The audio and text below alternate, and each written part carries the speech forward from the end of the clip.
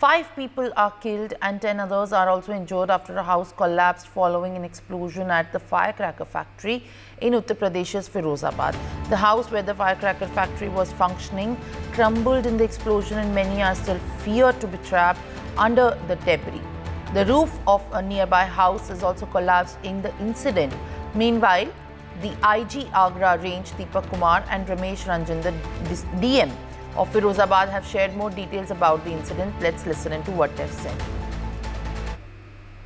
आप लोग सभी जानते हैं कि सिखवाबाद में जहाँ पर कि हम लोग खड़े हैं, सिखवाबाद थाना क्षेत्र में, इस गांव में एक घर में जहाँ पटाखे का स्टोरेज कर रखा था, वहाँ पर विस्फोट हुआ और विस्फोट के बाद जो अगल बगल के घर थे उसमें भी जो छत थी वो उस विस्फोट के प्रभाव से गिर गई, जिसमें से कि अभी तक पुलिस ने यहाँ से 10 लोगों को पुलिस निकाल कर ले गई है। फायर सर्विस की टीम, पुलिस, मजिस्ट्रेट, सब लोगों की टीम ले गई है।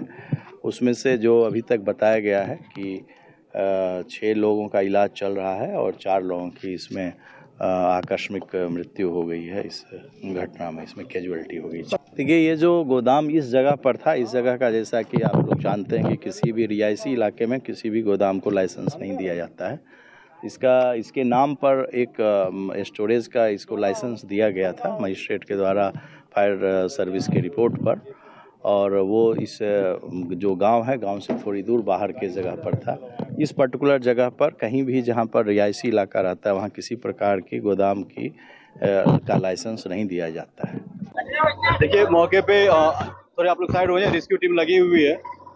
जिला अस्पताल और सभी जिला अस्पताल दोनों हाई अलर्ट पे हैं। वहाँ भी डॉक्टर की टीम, यहाँ डॉक्टर की team, ambulance, fire team, disaster वाली टीम, सारे लोग मौके पे उपलब्ध हैं। All right, at least 4 people have died and 6 have been also injured in the explosion there at the firecracker factory that has happened in Firozabad. Rescue operations have been underway, but at this point of time, it is crucial to understand the reason which actually has led to the death of at least 4 people. And right now, what we are given to understand that the injured are also undergoing treatment after the explosion that has occurred at the firecracker factory, and the license of the factory operating at that place where the explosion has taken place is also being supervised at this point by the police and the authorities after the explosion. Joining me right now on the broadcast is my colleague Saurabh Upadhyay. Saurabh, very good morning to you. Saurabh, जिस तरीके से फिरोजाबाद में ये explosion हुआ है fire factory में, इधर किस तरीके से जो वायलेशन निकल के आ रहे हैं, पुलिस ने अब तक क्या सामने ला पाई है कि उसका लाइसेंस नहीं था, या वो फैक्ट्री अवैध रूप से चल रही थी, या उसके अंदर सेफ्टी इक्विपमेंट्स नहीं थे, या फिर जो उसका जगह थी जहाँ पे उसने लैंड ली थी वो खराब थी? देखिए, पूरे मामले की जानकारी आपको बता दूं, बीती रात 10 बजे की लगभग घटना है। ये रिहायशी इलाके में, भीड़ भाड़ वाले आबादी वाले इलाके में जो फैक्ट्री है, गोदाम चल रहा था ये पटाखे का।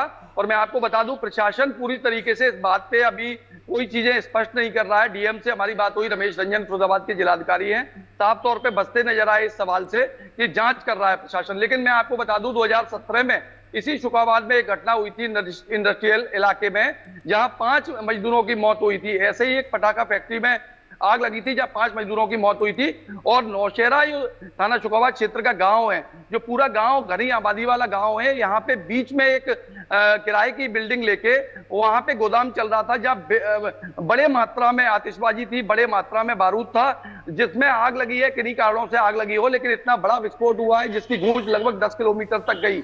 आप ये समझिए, 1 किलोमीटर दूर तक के जो भवन है उनमें दरारें आ गई। आसपास के 1 दर्जन जो भवन है वो जमींदोज हो गए, बिल्कुल मलबे में मिल गए।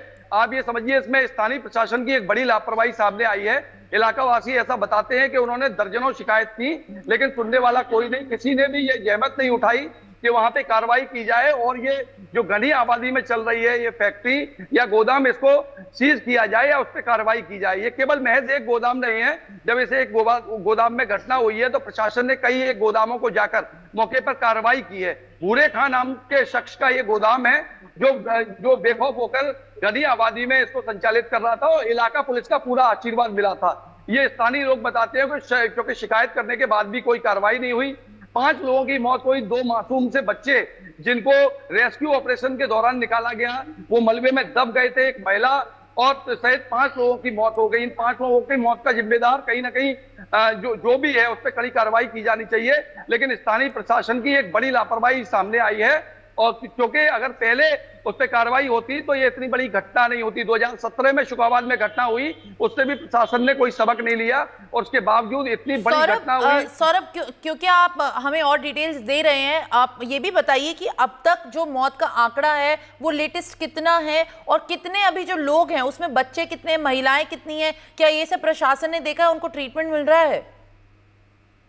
देखिए मैं बता दूं, 1 दर्जन से अधिक लोग गंभीर रूप से घायल हैं जिनको ट्रीटमेंट दिया जा रहा है जिला अस्पताल में और आसपास के अस्पतालों में।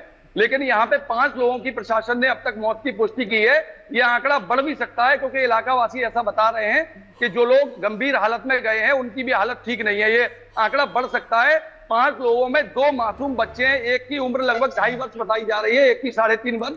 ये रेस्क्यू ऑपरेशन कर रहे लोगों ने ही बताया कि 2 मासूम से बच्चे दिल दहल गया जिन उन्होंने निकाला और एक महिला सहित 5 लोगों की मौत हुई है। 1 दर्जन से अधिक लोग घायल हैं और 1 दर्जन भवन जो है आसपास के वो पूरी तरीके से धराशायी हो गए हैं, वो जमींदोज हो गए हैं, बिल्कुल मलबे में मिल गए हैं।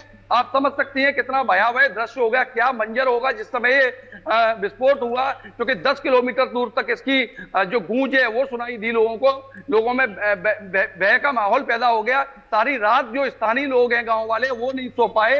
हालांकि रेस्क्यू ऑपरेशन के लिए प्रशासन पूरी तरह लगा रहा। आईजी जोन आगरा दीपक कुमार रात में ही यहाँ पे आ गए थे। फिरोजाबाद के एसएसपी सौरभ दीक्षित और जिलाधिकारी रमेश रंजन दोनों अधिकारी पूरी रात यहाँ पे रहे, अपने सामने रेस्क्यू ऑपरेशन चलवाया। तमाम एम्बुलेंसें पूरे जिले भर की एम्बुलेंसें मंगाई गई। घायलों को और मृतकों को शव विच्छेदन गृह में भिजवाया गया और घायलों को अस्पताल में भिजवाया गया। लेकिन यहाँ बात सबसे बड़ी ये निकल कर आ रही है कि जिस तरह ये विस्फोट हुआ है ये इसके लिए जिम्मेदारी और तय करनी पड़ेगी और कार्रवाई भी करनी पड़ेगी, क्योंकि इलाका पुलिस की कहीं ना कहीं इसमें संलिप्तता नजर आती है कि लगातार शिकायत के बाद भी कोई कार्रवाई नहीं की गई और घनी आबादी में ये गोदाम चलता रहा। मैं इस पूरी घटना से सबक लेना होगा। अभी यहाँ कई एक गोदाम ऐसे हैं जो प्रशासन की पकड़ में नहीं आए हैं, इसी तरीके से चलते हैं और बताया जाता है कि इलाका पुलिस को ये महीनेदारी पहुंचाते हैं। इसके चलते आंखें बंद कर लेता है प्रशासन, क्योंकि लगातार शिकायतों के बाद कार्रवाई नहीं हुई। 5 लोगों की जिंदगियां चली गई, 2 मासूम, एक महिला सहित 5 लोगों की जिंदगी चली गई। 1 दर्जन घर दबीदोज हो गए। बिल्कुल आप ये समझिए कि भयावह मंजर था। इंडिया न्यूज की टीम जब मौके पर मौजूद थी, लोग रो बिलख रहे थे। एक तो घर ऐसा था जिसका गृह प्रवेश भी नहीं हुआ था, 2 मंजिला इमारत पूरी तरीके से क्षतिग्रस्त हो गई।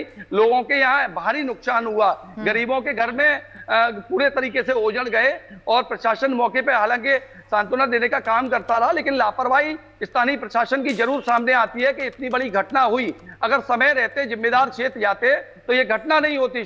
For more such videos, subscribe to the NewsX YouTube channel, hit the bell icon.